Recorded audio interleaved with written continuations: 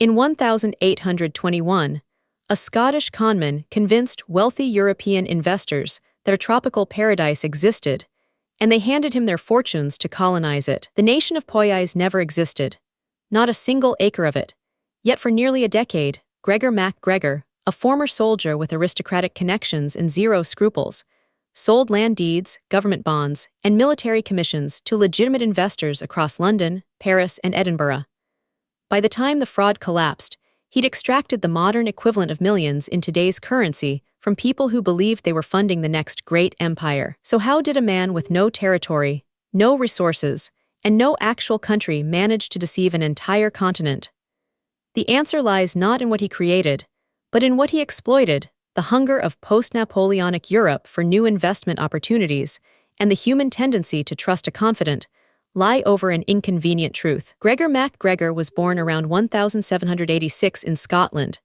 By all accounts, he was charming, well-educated, and connected, the kind of man who could walk into a London drawing room and convince people he belonged there. He served as a soldier, traveled through Central America, and returned to Britain with a fantastical story. He discovered an unclaimed territory on the Mosquito Coast, a region between modern-day Honduras and Nicaragua. He called it Poyais. Now here's where the case gets interesting. MacGregor didn't just claim Poyais existed, he built an entire bureaucratic apparatus around it. He had official-looking documents printed, government seals, land grants. He even created a fictional ruler, the king of the Mosquito Shore, and claimed he'd been granted authority to settle the territory on the king's behalf. Every detail was crafted to look legitimate. But documents alone don't sell a country. MacGregor understood psychology.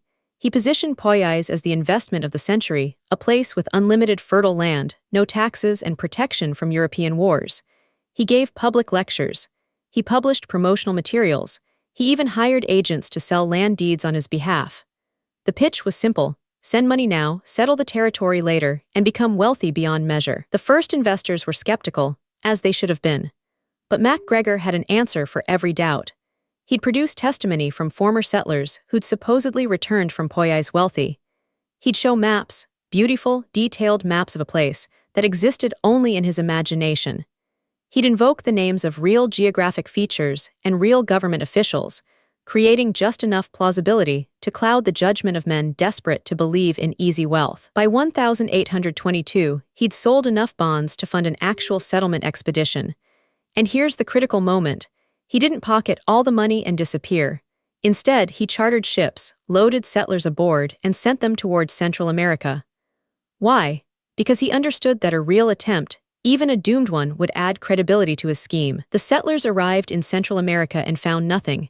No established settlements, no farmland, no government, nothing but jungle and the terrible realization that they'd been swindled.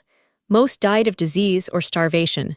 Those who survived returned to Europe with stories of abandonment and fraud, but by then, MacGregor had moved on. Now you might expect the scandal to end his career. It didn't.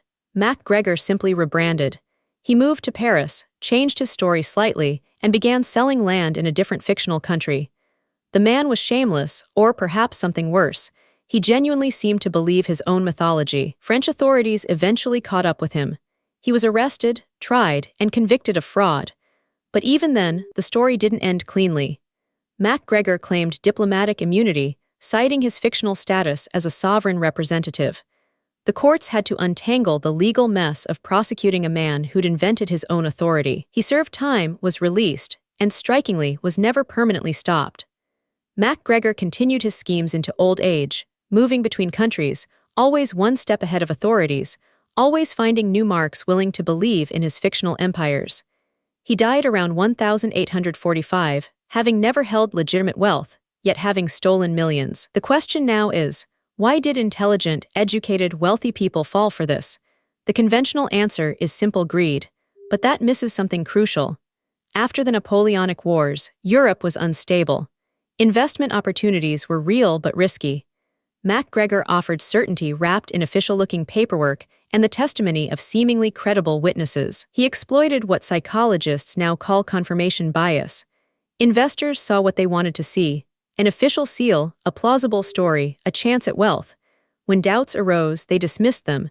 When contradictions appeared, they rationalized them.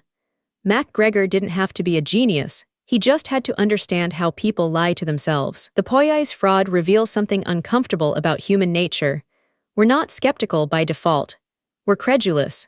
We trust authority. We see patterns where none exist. And when someone exploits these weaknesses with enough confidence and just enough documentation, the most rational people become victims. Modern scams operate on the same principle. The technology changes. The terminology shifts, but the mechanics remain identical.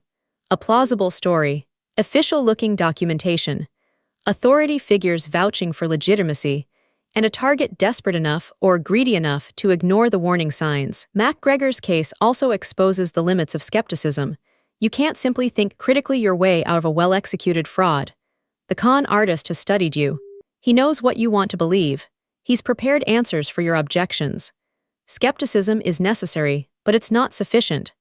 What matters is institutional verification, checking claims against independent sources, demanding evidence from multiple angles, and understanding that if something seems too good to be true, it almost certainly is. So how did a Scottish conman sell a non-existent country to European investors?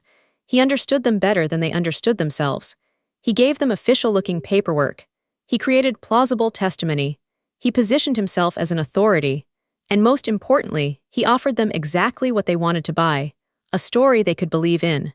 The real fraud wasn't the fake country, it was the fake certainty. Subscribe. Every week we expose how historical cons rewire themselves into modern schemes and what they teach us about the psychology of deception.